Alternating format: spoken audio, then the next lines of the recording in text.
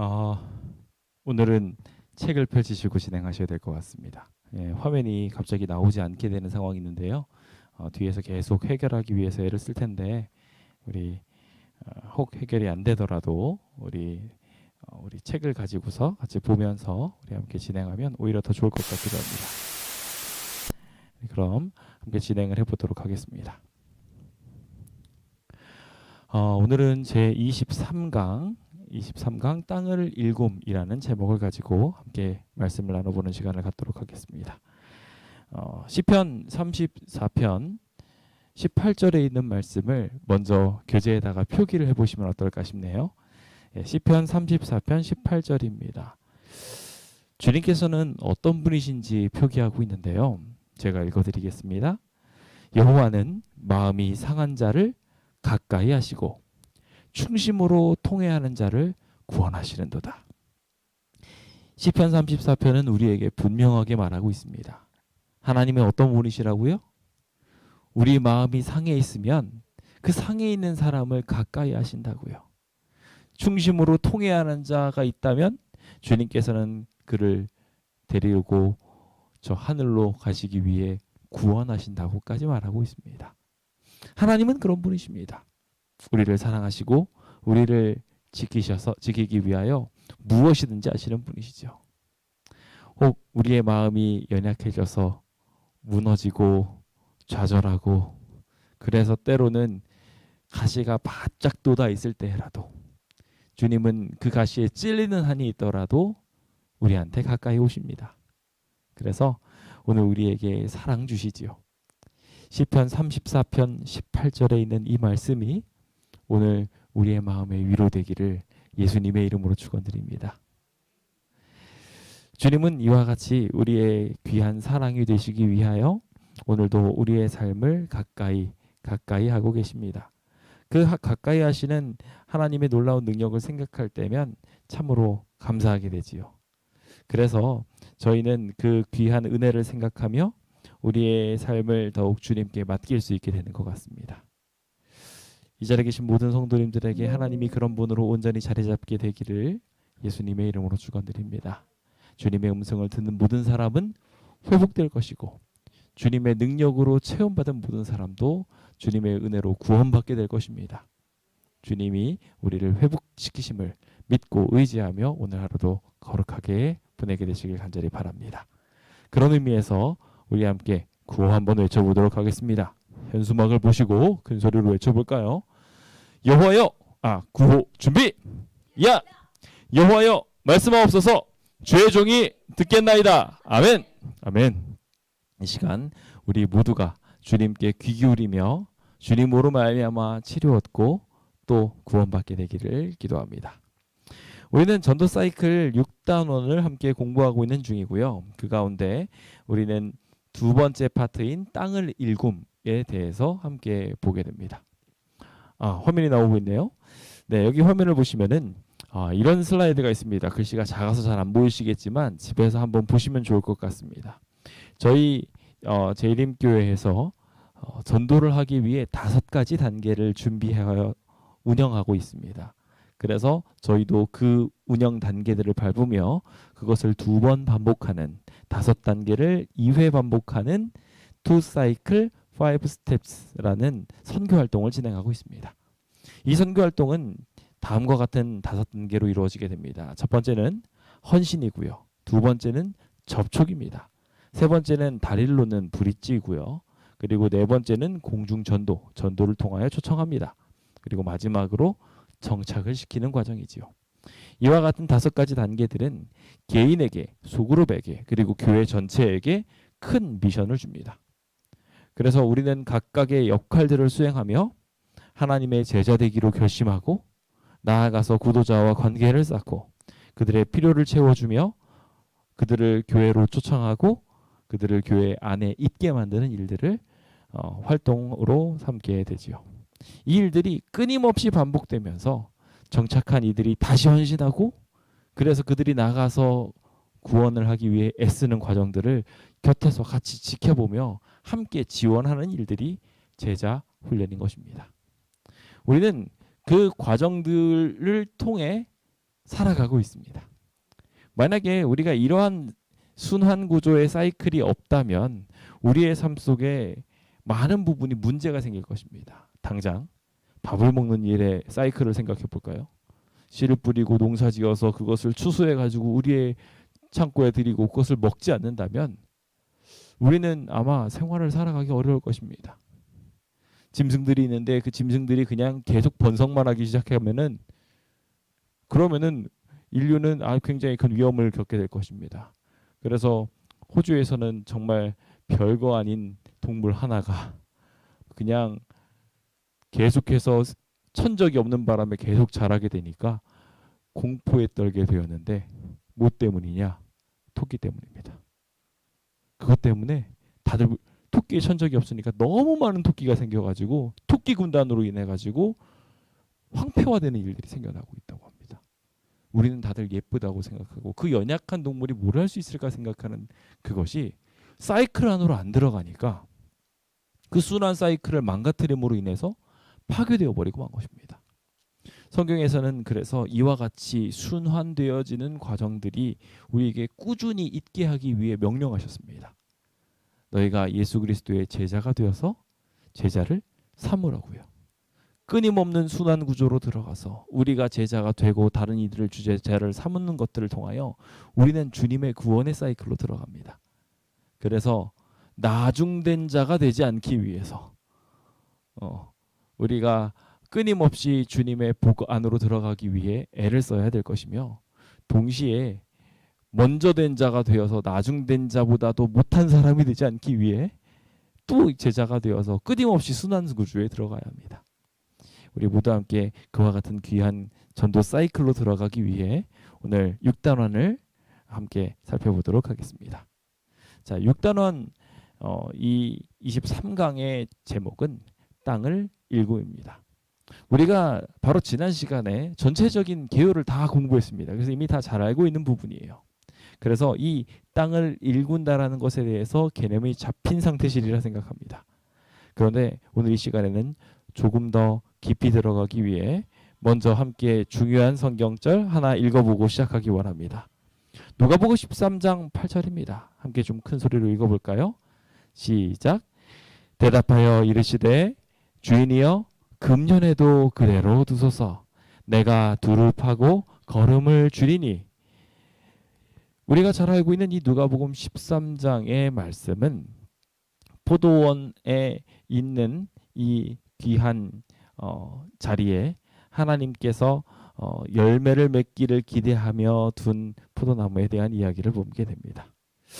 근데 문제는 이 귀한 자리에 열매가 맺지를 않는 것입니다. 열매가 맺어야 되는데 열매가 기다려도 계속 맺지 않나요? 이 맺지 않는 상황에 농부는 어떻게 대하는지요?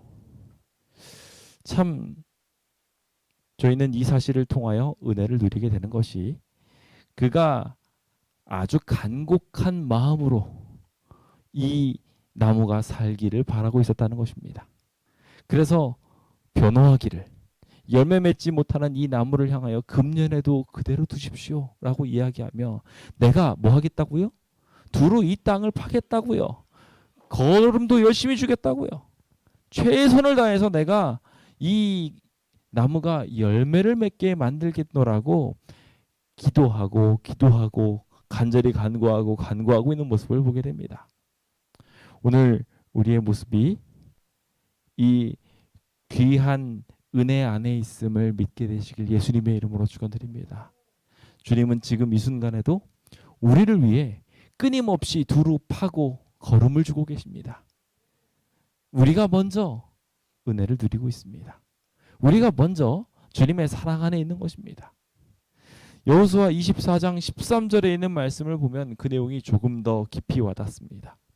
이스라엘 백성들이 들어와서 가나안에 정착하여 그곳에 있는 양식들을 먹게 되었을 때 주님께서 여호수아를 통하여 하신 말씀이지요.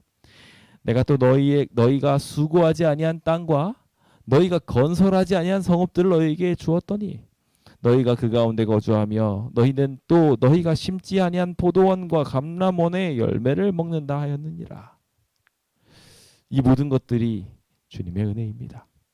주님의 은혜가 아니었다면 우리가 행복할 수 있었을까요? 아마 그러기 어려웠을 것입니다.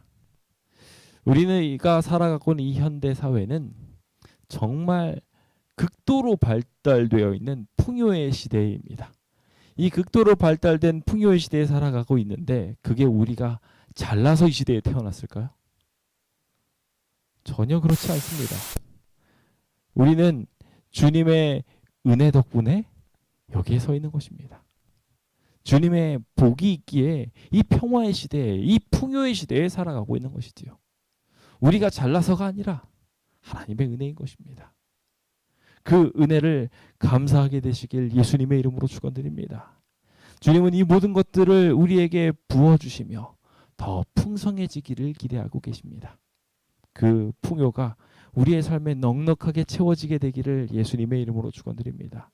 그래서 우리는 그 예수님을 닮는 발걸음을 따라가며 예수님께서 주신 풍요의 발자취를 다른 이들에게 나누어 주는 일들을 하게 되는데 그것이 오늘 23강 땅을 일곱입니다. 함께 주님께서 보여주신 그 마음 상한 자를 위해 보여주신 주님의 사랑과 열매 맺지 못하는 그 나무를 향한 하나님의 은총이 우리의 마음속에 잘 새겨지게 되어서 다른 이들에게도 동일하게 나타날 수 있게 되기를 예수님의 이름으로 축원드립니다. 자, 그럼 교재로 함께 들어가 함께 보겠습니다. 교재는 어떻게 말합니까? 우리가 이미 앞서도 살펴보았던 것처럼 모든 농사는요, 밭이 준비되어야 비로소 농사가 시작됩니다. 밭이 준비되지 않으면 아무 일도 이루어지지 않지요. 우리가 방금 전 찬양을 통해서도 함께 불었지만 밭이 준비되지 않은 곳에는 어떠한 열매도 제대로 맺히기 어렵습니다. 길가도 돌밭도 가시밭도 다 동일하게 밭이 준비되지 않은 상황을 말하고 있습니다.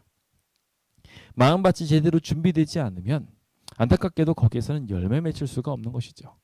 아무리 좋은 씨앗이 뿌려져도 거기에 감동이 없는 것입니다. 제가 많은 분들에게 참 감사를 느끼는 것은 참 부족한 제가 나와서 설교를 하고 있을 때 어떤 분들은 감동을 받았다고 이야기하면서 손을 붙잡고 감사하다고 하는 거예요. 저는 분명 설교를 망치고 내려간 것 같은데 오히려 은혜를 받으셨다고 하시는 분들을 보면서 제가 이상하다? 난 오늘 설교를 내가 원하는 대로 잘 하지 못했는데? 라고 생각하면서 고개를 갸웃거리는데 그분은 감동을 받았다고 하시는 이야기를 볼 때마다 제가 이거는 하나님께서 하시는 역사구나라는 것을 느낌과 동시에 이분의 마음밭이 잘 준비되어 있었구나. 하나님이 그 마음밭을 잘 준비시켜 주셨구나라는 것을 새삼스럽게 느끼게 됩니다. 실제로 그런 것 같아요. 그래서 어느 날은 정말 내가 설교를 잘했다 생각하는데 아무도 감동을 못 하시는 분들이 있습니다. 그것은 사람의 능력이 영이 아닌 하나님께서 각 사람들의 마음을 찾아주셔서 그 마음을 준비시켜 주시는 데부터 이 역사가 일어난다는 사실을 분명하게 입증한다고 저는 느끼고 있지요. 그런 의미에서 마음밭이 준비되는 것은 굉장히 중요합니다. 우리에게 있어서도 마음밭의 준비가 중요하지만 상대방도 동일하게 마음밭이 준비되는 것이 굉장히 중요하다는 것이죠. 지난 안식일 소그룹 리더 회의를 진행을 하는데 소그룹 리더 회의를 진행하는 중에 제가 방문할 곳들을 막 여쭤보면서 어디 가면 좋겠습니까? 라고 막 이야기를 나눴습니다. 그러면서 맞습니다. 인간관계가 중요합니다라는 이야기가 나왔어요. 관계가 잘 정립되고 나면 말 그대로 정말 설교를 못하는 어린아이가 나와서 죽을 쓰면서 설교를 해도 감동을 받습니다. 왜냐하면 관계 설정이 잘 돼 있으니까요. 근데 관계 설정이 잘 안 돼 있으면 아무리 멋있는 사람이 나와서 유창한 천사의 말로 설교를 해도 감동이 없습니다. 이렇다는 것은 우리가 전도를 할 때도 동일하다는 것입니다. 전도를 할 때 상대방과의 관계가 잘 설정돼 있으면 정말 엉뚱한 말을 하는 것 같아도 감동을 받아서 그 감동으로 인하여 하나님께 나아가고자 하는 마음을 품을 것이고, 반대로 관계 설정이 잘못되어 있다면 아무리 옳은 말을 해도 너는 너고 나는 나다 라고 이야기하고 끝난다는 것입니다. 그래서 저는 개인적으로 논쟁하는 것을 별로 좋아하지 않습니다. 때로는 뭐 개신교회 목사님들이 저를 초청할 때도 있고, 뭐 여호와 증인이나 뭐 이런 분들이 와가지고 저한테 성경 공부를 하자고 말할 때가 있습니다. 저는 그러면서 저에게 유익이 되기 때문에 하기는 합니다만, 제가 그러면서 한 번도 열매를 거둔 적이 없습니다. 왜냐하면 그 관계에서는 안타깝게도 이미 라포가 깨어진 상태거든요. 관계가 깨어져 버린 것입니다. 그래서 상대방과 싸우려고 온 사람인데 아무리 성경을 가지고 올바른 얘기를 전달을 해줘도 그 사람의 마음엔 받아들일 준비가 돼 있습니까? 아니요. 오히려 바른 이야기를 하면 할수록 마음의 상처를 더 깊게 입고 너만 맞았냐? 라고 이야기하며 공격을 나서는 것입니다. 그래서 말 그대로 퇴퇴퇴 하면서 떠나버리는 거죠. 제가 그래서 우리 재림교회에게 가장 필요한 게 무엇일까 하고 곰곰이 생각해 보면, 사실 우리 제7연식을 예수 재림교회는 진리는 충만합니다. 잘 모르겠으면 오늘의 신앙만 전달해줘서 읽어줘도 됩니다. 그래도 모든 사람들이 이제서야 오셨습니까? 왜 이제야 이런 진리를 나한테 말해주십니까? 라고 이야기할 정도로, 제가 정말 자부하지만 제7연식을 예수 재림교회의 진리는 완벽합니다. 그런데 이 제7연식을 예수 재림교회에 뭐가 부족해서요? 사랑이 부족해서. 그래서 이 모든 게 안 된다는 생각이 듭니다. 목회자인 저조차도 그런 것 같습니다. 그래서 기도를 많이 해주시길 부탁드립니다. 우리 모두 함께 사랑의 교회가 될 수 있도록 기도 많이 해주시기 바랍니다. 우리는 이 사실을 분명하게 이해하며, 씨는 말씀이요 땅은 마음이며 경작은 그 마음을 갈라붙은 마음을 다시 새롭게 하는 사랑의 봉사라는 것을 다시 한번 확인하게 됩니다. 우리가 지난 시간에 분명하게 배웠던 이 부분을 우리 마음속에 잘 두시고 어떻게 경작을 하면 좋을지 함께 좀 고민해보는 귀한 시간이 되었으면 좋겠습니다. 자, 먼저 그러기 전에 이 방법이 누구의 방법이라는 것을 확신해야 될까요? 예수 그리스도의 방법이라는 것을 확신해야 됩니다. 그분이 우리한테 먼저 이 일을 해주셨다는 것을 믿어야 된다고 저는 개인적으로 생각합니다. 뭐 교제의 방향은 그렇게 설명하지 않지만 주님께서 결과적으로 우리에게 이 일을 해주셨기 때문에 우리도 이 방법으로 나가는 것입니다. 그렇죠? 그래서 우리가 이 사실을 잘 머릿속에 기억을 하고, 교제에서는 생략하고 넘어갔지만 예수님께서 먼저 우리한테 사랑을 주셨다. 그 사랑을 부어주셨고 지금도 두루 걸음을 주며 상처받은 우리들을 회복하고 구원시키기 위해 애쓰고 계시다라는 것을 분명하게 기억하게 되시길 예수님의 이름으로 축원드립니다. 그 마음을 우리가 느끼고 우리가 먼저 구원을 받게 된다면, 그래서 우리 스스로도 이 전도의 사이클로 들어가게 된다면, 나도 예수님의 구도자가 되어서 나도 예수님의 제자가 되어서 처음 하나님의 말씀을 받았던 그때로 돌아가며 다시 순환으로 건강한 생태계의 모습으로 돌아갈 수 있게 될 것입니다. 그렇게 하게 되면 생겨나게 되는 현상 중에 하나는 예수님의 사랑으로 인하여 감동을 받았다 보니까 그 감동을 받은 우리가 다시 주님께 헌신하는 과정 속에 다른 이들에게 사랑을 베풀어 주기 쉽다라는 것입니다. 오늘 그 사실이 우리의 마음속에 가득 먼저 깨달아지게 되기를 간절히 소망합니다.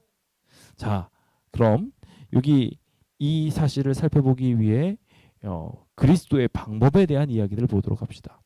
여기 보시면 제가 붉은색으로 표기를 해두었습니다. 잃어버린 영혼들을 위하여 주님께서는 우리 모두에게 개인적으로 일할 필요가 있다고 명령하고 계십니다.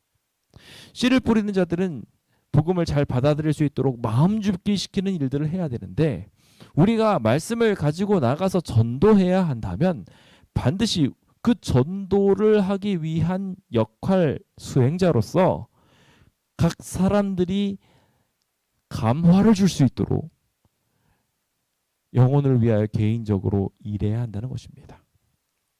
오늘 그 사실이 우리 마음속에 분명한 사명감으로 자리 잡게 되기를 간절히 소망합니다. 계속해서 말씀드리지만 아무리 소용없는 것 같아도, 이거 절대 안 될 것 같아 보여도 이것은 입증된 예수 그리스도의 방법이십니다.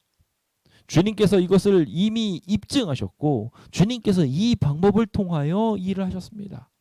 그 방법이란 개인적인 봉사를 통해 나타나는 그리스도의 사랑을 가지고 돌 같은 사람들의 마음을 부수는 겁니다. 사랑이 계속 부어지는데 이 사람은 왜 나를 자꾸 사랑하는 거지? 라는 생각을 가지고 막 이해를 못하다가도 어느 순간 어떻게 된다고요?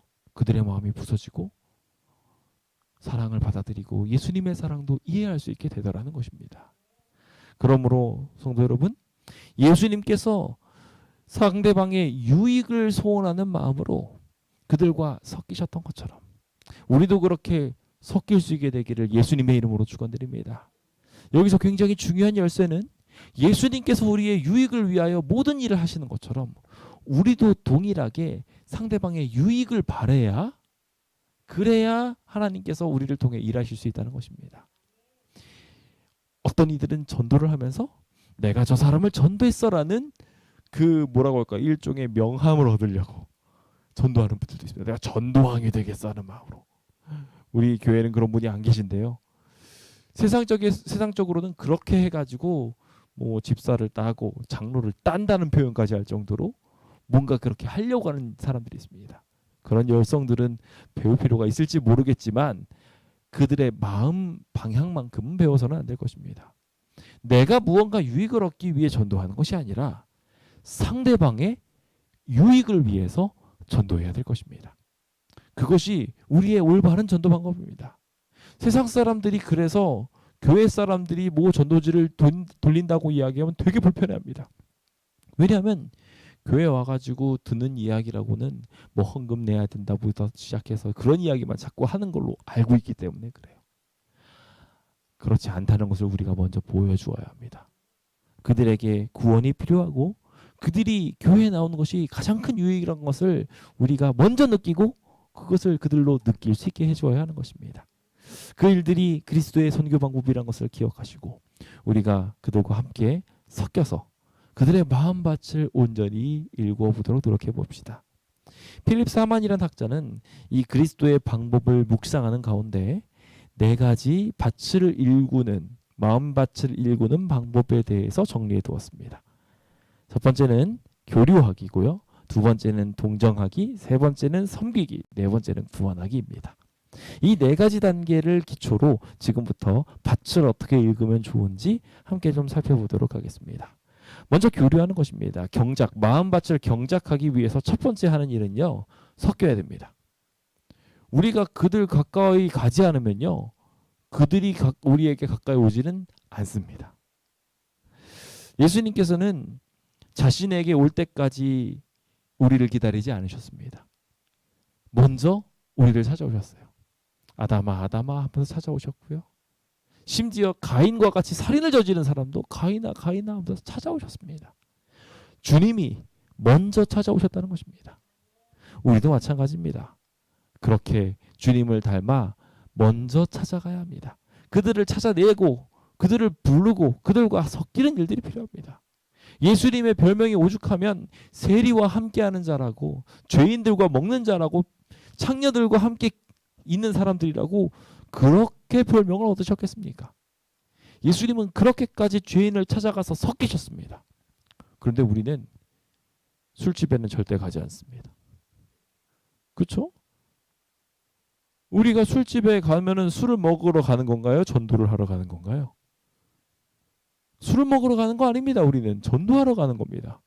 그래야 되는데 우리는 절대로 술집에 전도하러 가지 않습니다. 죄인이 거기 잔뜩 있는데 죄인한테 가지는 않아요.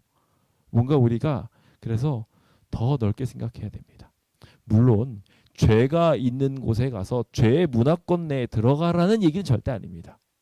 그래서 그들의 습성을 배우고 그 죄에 노출돼서 자기마저 위험에 빠뜨리는 얘기는 절대 아닙니다만 만약에 여러분들의 가족이나 이웃이 술집에 간다고 이야기를 한다면 여러분들은 그래서 그곳에 초청받았다면 주저하지 마시고 따라가시기 바랍니다.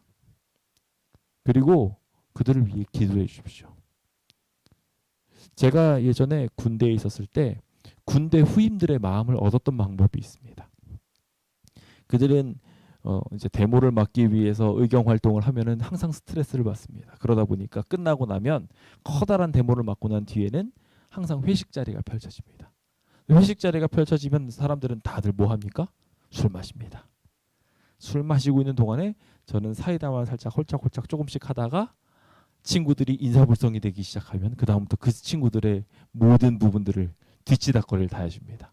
저만 맨정신이기 때문에 제가 선임임에도 불구하고 거기 있는 모든 찌꺼기들 정리해서 관리를 해줍니다. 처음에는 그 친구들이 잘 인지를 못했는데 어느 날 다른 곳에 출동을 나갔다가 그곳에서 회식 자리를 갖고 돌아오게 되는 일이 있었습니다. 그런데 그 중에 막 어떤 친구가 막 인사불성이 돼서 막 속에 있는 것을 개워내고 막 이런 일들이 있었는데 그런 거를 제가 다 정리해 주는 것을 그래도 정신이 말짱한 친구들이 본 겁니다. 그러면서 그 다음부터 굉장히 저한테 사랑스러운 눈빛을 보여주기 시작하는 겁니다. 분명히 안식일 때문에 굉장히 불편했던 존재였는데 어느 순간부터 굉장히 좋은 고참이 되어 있었던 것이죠. 오늘 주님께서 저희에게 어쩌면 그런 사명을 주고 계신지도 모릅니다. 세상이 부패해 있고 망가져갈 때 그 일들을 돌봐줄 사람으로 주님이 우리를 부르셨습니다. 그들의 죄에는 절대로 동참해서는 안 되겠지만 우리가 그 죄인을 구원하기 위해 함께 나아가는 일은 굉장히 필요할 것입니다. 제가 개인적으로 경험한 바로는 그들이 술을 먹고 난 다음에 굉장히 솔직해집니다. 정말 솔직해지더라고요. 그러고 난 다음에 그 솔직한 이야기를 잘 들어주고 나니까요. 저를 너무 좋아하더라고요. 오늘 주님께서 저희한테 보여주신 섞이는 비결을 가지고 죄인들에게 나아가십시오. 그래서 그들을 함께 구원하셨으면 좋겠습니다. 실제로 혼인잔치에도 보면은요. 혼인잔치에 고상한 사람들을 초청했다 싶은 데가 아닙니다. 주님께서는 혼인잔치에 초청을 하면서 큰 거리, 개인의 집, 배 위, 회당, 호숫가 뭐 아무 데서나 길과 산울가까지 가가지고 산울가에 그 당시에 머물고 있는 이들은 다 거린이고 심지어 도적이고 강도인 경우도 있었습니다. 그들을 다 보이는 대로 초청해 오라고 했습니다. 오늘 우리에게도 주님께서는 그와 같은 초청을 하시면서 우리의 일상적인 일터, 세상에 가득한 세상 죄가 가득한 그곳이라 할지라도 주님께서는 우리와 함께하고 계시고 동시에 우리로 하여금 거기 있는 이도 구원하기를 바라고 계십니다. 우리 그 일을 마음속에 두며 세상의 빛이 되기 위해서 먼저 섞이게 되시길 간절히 바랍니다. 중요한 부분은 그럼에도 불구하고 우리가 영적인 사람이 되어야 된다는 것입니다. 아무리 설교적인 곳에 가서도 거기에 빠져서는 안 되는 것이죠. 그래서 우리가 그곳에 가서 사교적인 마음을 가지고 다른 사람들을 돌보며 상대방의 마음을 열기 위하여 애쓰게 된다면 주님께서는 우리에게 충만한 은혜와 능력들을 베풀어 줄 것입니다. 여기 마지막 부분은 몇 가지 활동들, 일상적인 활동들을 제안하는데요. 이웃집 낙엽을 한번 쓸어보시라고. 그렇죠? 저녁 식사에 초대한다거나 함께 자전거를 타러 간다거나 이런 몇 가지 그냥 같이 할 수 있는 일들만으로도 그들은 외로움을 덜고 위로를 얻으며 함께 힘을 얻을 수 있다고 제안하고 있습니다. 그래서 저희 교회에서는 만원의 행복부터 시작해서 다양한 함께 할 만한 프로그램들을 진행하고 있습니다. 미션을 드리면서도 소풍을 함께 가보십시오 라든지 그런 미션들을 드리고 있는데요. 그런 것들을 잘 활용하셔서 상대방의 마음을 열고 교회의 담장을 낮추는 일들에 함께 동참해 주시길 예수님의 이름으로 축원드립니다. 자, 그렇다면 두 번째 부분입니다. 첫 번째가 섞이는 것이었다면 두 번째는 굉장히 중요한 단계인데요. 불쌍히 여기는 것입니다. 동정심은요. 공감에서부터 시작됩니다. 그리고 공감은 친밀감에서 시작되는 것이죠. 우리가 상대방을 불쌍하게 여기지 못한다는 건요. 내가 저 사람이랑 안 친하다는 거예요. 저 사람이랑 충분히 친해지면요. 그들과 가까워지기 시작하면 감정이입이 되기 시작합니다. 그래서 누군가에게 감정이입이 되기 시작하다 보면 힘들고 어려운 일이 있을 때 같이 아픕니다. 남들도 다 아픈 거라고 생각하기 쉬운 거를 내 아들이 아프다고 하면 다른 거예요. 우리 교회에 갑자기 감기가 돕니다. 감기가 막 돌고 있어서 많은 분들이 아프신데요. 제가 물론 감기 걸리신 모든 분들이 아프신 거에 대해서 굉장히 마음이 아프고 안타까웠습니다. 그런데 그걸 제가 더 절실하게 느꼈다는 건요, 저희 아이들이 아플 때입니다. 저희 아이들이 지금 또 감기 걸려서 골골골거립니다. 이러면서 피곤해요, 힘들어요, 막 이러고 있어요. 제가 그러니까요, 공감이 훨씬 더 많이 된다는 것을 느끼게 되면서 내가 우리 성도님들을 사랑하고 아낀다고 생각을 했는데 우리 자식만큼 사랑하지는 않았구나, 이 생각을 새삼스럽게 했습니다. 동정심이 우리의 안에 자리 잡게 된다면 어떻게 될까요? 우리 교인 중에 누구가 아프다면은 다들 우리가 한 마음으로 안타까워하며 기도할 겁니다. 그런데 만약에 길거리에 누군가가 아프다고 이야기한다면 그렇게까지 우리가 동정할까요? 우리가 그렇게 되기 위해서는 우리의 정말 중요한 사랑의 본성을 깨우칠 필요가 있습니다. 여기 있는 책자를 보시면은 책자의 내용 속에 현대인들에 대한 정리를 하고 있습니다. 옛날부터 베란다가 있었는데 요즘에 점점 베란다가 없어지죠. 왜 베란다가 없어지는가라는 거에 대하여 여기 교재는 이렇게 설명합니다. 옛날에는 그렇게 모여가지고 친교를 나누는 것이 익숙했는데 이제는 사람들이 다 개인적인 성향으로 바뀌어서 베란다에서 뭔가 친교를 나누는 걸 하지 않게 되더라는 거예요. 근데 가만히 보면 실제로 그런 것 같아요.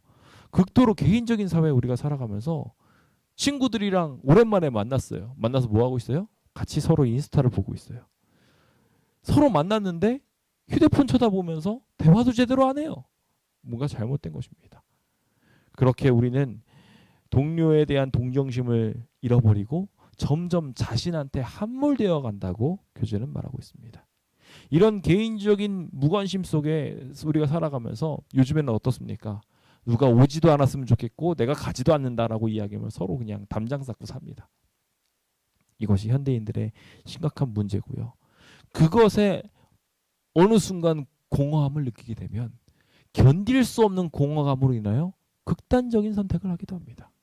그래서 요즘에 한국 사회에 특히나 더 많이 사람들이 극단적인 선택을 하는 이유 중에 하나도 인간관계가 제대로 설정되어 있지 않아요. 그래서 내가 어딘가에 몰두하고 있었는데 그 몰두한 것이 다 부질없다고 느끼게 되는 순간 쉽게 삶을 놔버리는 겁니다. 오늘 그런 순간에 우리가 그들의 삶을 붙들어 줄 수 있는 사람이 될 수 있도록 우리가 그들의 삶에 섞이고 그들의 삶을 붙들어 줄 수 있게 되면 참 좋겠다는 생각을 합니다. 주님께서는 그래서 이 교제를 통하여 말하기를 잃어버린 세상을 향한 치료제소 우리가 파송되었다고 말합니다. 만일 우리가 하나님 앞에서 스스로를 낮추고 친절하고 예의 바르고 부드럽고 동정적으로 행동한다면 지금 단 한 사람밖에 없는 곳에 100명의 사람이 진리로 들어오게 될 거라고 말하고 있습니다. 친절과 예우로 다른 사람을 정말 공감하며 사랑하는 사람 한 사람만 있으면요 100명이 구원받는데요. 와, 100명 구원받으면 좋겠어요. 100명 구원받아서 여기에 가득 차 있다면 벌써 생각만 해도 기분이 좋아요. 그러기 위해서 우리가 해야 될 굉장히 중요한 거는 다른 사람의 마음에 녹아들 수 있는 사람이 되는, 사랑의 사람이 되는 일이 필요한 것 같습니다. 오늘 우리가 그 일에 부르심을 입었음을 생각하며 주님이 우리를 위하여 보이신 그 큰 사랑을 깊이 있게 묵상하고 그 사랑을 흉내내보는 주의 백성 되시길 간절히 바랍니다. 이렇게 주님께서는 공감하시는 것을 넘어서서 아프구나 하고 그냥 옆에서 인상 찡그리고 끝이 아니라 어떻게 하셨냐면 그들을 섬겨주셨습니다. 경작의 세 번째 단계는 섬김입니다. 다른 말로 필요를 채워주는 일인 거죠. 사랑의 봉사와 사랑의 섬김을 통하여 그들이 이루는 놀라운 이 기적의 장소는 하나님의 구원이 맛보여지는 장소라고 저는 생각합니다. 그냥 동정심으로 많이 아프지 힘들지라고 이야기하고 끝난다면 맛으로 느껴지진 않고 그냥 보여지는 선일 겁니다. 근데 내가 정말 힘든데 그 힘든 거를 옆에서 같이 아파해주고 내가 힘들어하는 거를 옆에서 그 등이 간지러울 때 긁어주고 아플 때 주물러주고 그러면 체험되는 겁니다. 그 고통과 힘든 것을 그 사람이 나를 도와주고 싶구나라는 것으로 그대로 느껴지는 거죠. 실제로 그래서 그 나병 환자촌을 전도하기 위해 애를 쓰셨던 목사님의 이야기가 있지 않습니까? 그 목사님이 아무리 선교해도 안 되니까요. 나중엔 어떻게까지 하셨어요? 스스로 나병 환자가 되고 나니까 상대방이 공감을 해주고 그것을 통해 가지고 진짜 섬김을 받아들이더라는 거죠. 오늘 우리도 그와 같이 상대방과 함께 섞여서 그 가운데 깊은 그들의 필요를 긁어줄 수 있는 사람이 된다면 참 좋겠습니다. 여기 교재는 이렇게 우리에게 소개합니다. 인류의 필요를 위해 봉사하는 것은 그리스도교의 당연한 책무라고 말입니다. 주님께서는 이사야서를 통해서 양식을 나눠주는 일들을 설명하셨고 그 일을 반복해서 말씀하시면서 그 일을 어디다가 접목시키셨냐면 천국에 합당한 사람들, 구원받은 사람들을 표현하는 말로 사용되었습니다. 그래서 구원받은 사람들한테 저는 주님을 위해서 뭐 한 거 없는 것 같은데요 할 때 내가 줄일 때 너희가 먹을 걸 주었고 목마를 때 마시게 하였고 나그네 되었을 때 영접하였고 헐벗었을 때 옷을 입혔고 병들었을 때 나를 돌보아 주었다고요. 옥에 갇혔을 때 와서 나를 보아줬다고 그러면서 지극히 작은 자 한 사람에게 한 일이 곧 내게 한 것이라고 말씀하셨습니다. 주님은 이와 같이 천국에 합당한 사람을 우리에게 소개하시며 오늘 우리가 해야 할 중요한 한 가지 사역을 알려주십니다. 사람들의 필요를 위하여 봉사해야 된다는 것입니다. 그 봉사가 상대방의 마음을 열 수 있고 그들을 참된 우리의 친구로 만들 수 있게 한다는 것을 꼭 기억하시길 간절히 바랍니다. 마지막은요. 우리가 중요하게 여겨야 될 부분입니다. 우리 다음 시간과도 연결되어 있는데요. 바로 구원하기 위해 씨를 뿌리는 일들이 필요한 것입니다. 씨를 뿌리는 것에 대해서는 다음 시간에 좀 더 자세하게 나누게 되겠지만 먼저 우리가 그들을 구원하기 위하여 애를 쓰는 기별을 전하는 단계로 반드시 들어가야 된다는 것입니다. 신뢰를 얻은 이후에 반드시 해야 할 일은 제자화입니다. 예수님께서는 그들과 교류하고 동정하고 섬기고 난 뒤에 신뢰를 얻은 뒤에 그대로 그냥 지나가지 않으셨습니다. 단 한 사람도 그렇게 지나가지 않으셨습니다. 신뢰를 얻었다면 반드시 주님께서 하신 것이 있었습니다. 나를 따르라고 하셨습니다. 그들을 제자를 삼으셨고 그들에게 구원을 선물하여 주셨습니다. 우리에게 그 일을 행하셨음을 기억합시다. 주님이 먼저 우리를 초청해 주셨습니다. 그래서 우리가 지금 여기에 서 있습니다. 그렇다면 우리가 다른 이들에게 나만 구원받았으니까 됐어라고 이야기하며 그들을 친구 삼세에서 멈춘다면 되겠습니까? 안 되겠죠?